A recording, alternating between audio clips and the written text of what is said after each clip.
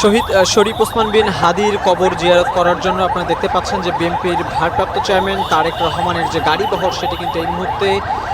শহীদ হাদি চত্বর অর্থাৎ যে শাহবাগ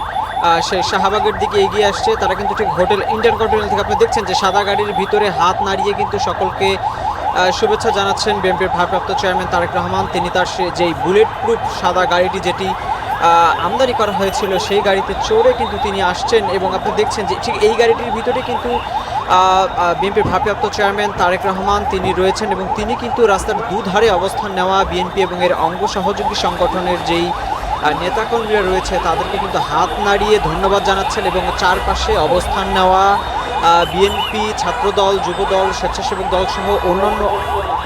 যে অঙ্গ সহযোগী সংগঠনগুলো রয়েছে তাদের শত শত নেতাকর্মী তারা কিন্তু সড়কের দুধারে দাঁড়িয়ে রয়েছে এবং তারা বাংলাদেশের জাতীয় পতাকা এবং বিএনপির যে দলীয় পতাকা সেই পতাকা নাড়িয়ে বিএনপির ভারপ্রাপ্ত চেয়ারম্যান তারেক রহমানকে শুভেচ্ছা জানাচ্ছেন। এবং এখনকার যে চিত্র সেটি নিশ্চয়ই দেখতে পাচ্ছেন যে তারেক রহমানের আশাকে কেন্দ্র করে তার নিরাপত্তা সহ তার যে গাড়িবহরটি রয়েছে সেই গাড়িবহরের গাড়িগুলো পর্যায়ক্রমে একটির পরে একটি ঢুকছে। তারেক রহমানের এই গাড়িবহরের সাথে কিন্তু তার স্থায়ী কমিটির সদস্যরা যারা রয়েছেন সেই স্থায়ী কমিটির সদস্যরা রয়েছেন। এছাড়াও তারা নিরাপত্তায় পুলিশ, র্যাব, বিজিবি, সেনাবাহিনী সহ অন্যান্য যেই আইন প্রয়োগকারী সংস্থা রয়েছে তাদের গাড়িগুলো কিন্তু পর্যায়ক্রমে যাচ্ছে এবং গণমাধ্যমের যানবাহনগুলো কিন্তু রয়েছে তারাও কিন্তু তারেক রহমানের গাড়িবহরের সাথে রয়েছে। এবং শাহবাগ মোড়ের যে চিত্র দেখছেন যে চারপাশে কিন্তু শত শত নেতাকর্মী তারা কিন্তু অবস্থান নিয়েছেন তারেক রহমানকে দেখার জন্য। এবং আপনারা জানেন যে আজকে তারেক রহমানের যেই শিডিউল রয়েছে তার ভিতরে রয়েছে সকাল 11টায় শরীফ ওসমান বিন হাদির কবর জিয়ারত করা এবং তিনি কবর জিয়ারত করে ঠিক এই সড়কটি দিয়ে কিন্তু আবার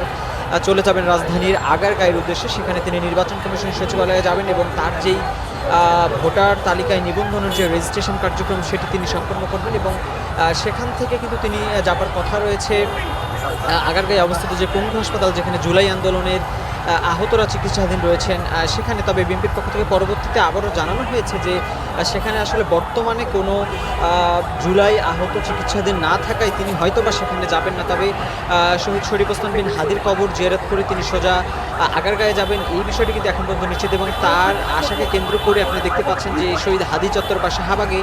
কঠোর নিরাপত্তা বেষ্টনী তৈরি করা হয়েছে। সড়কের চারপাশে কিন্তু পুলিশ, বিজিবি, র্যাব সহ অন্যান্য আইন প্রয়োগকারী সংস্থা, এপিবিএন এবং অন্যান্য যে আইন প্রয়োগকারী সংস্থারা রয়েছে এবং তার চেয়ারপারসন স্পেশাল ফোর্স অর্থাৎ সিএসএফের যে সদস্যরা রয়েছে তারাও কিন্তু কঠোর নিরাপত্তা বেষ্টনী তৈরি করেছেন। আপনারা দেখতে পাচ্ছেন যে তার নিরাপত্তা বহরের গাড়িগুলো কিন্তু একে একে যাচ্ছে এবং তাকে স্বাগত জানাতে এখানে বিএনপি এবং এর অঙ্গ সহযোগী সংগঠন যে নেতাকর্মীরা তাদের অসংখ্য নেতাকর্মী কিন্তু এই শাহবাগ এবং এর আশেপাশের বিভিন্ন মোড়ে অবস্থান নিয়েছে। আপনারা দেখছেন যে অধিকাংশ নেতাকর্মী তারা কপালে কিন্তু লাল সবুজের যে পতাকা সেটি বেঁধেছেন, অনেকের হাতে